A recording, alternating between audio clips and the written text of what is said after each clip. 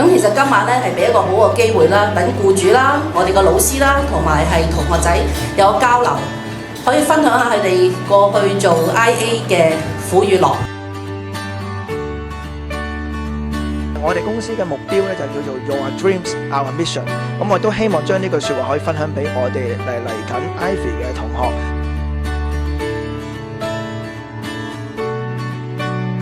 每一次做完 I 每一年咧，我哋都做咗統計嘅。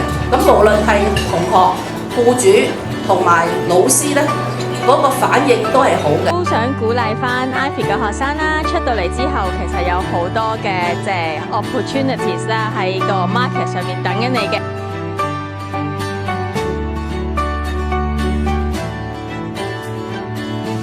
咁喺我哋自己本身業界度見到未來呢班 PR 精英咧，咁其實係非常之覺得感動，同埋覺得係有同理心。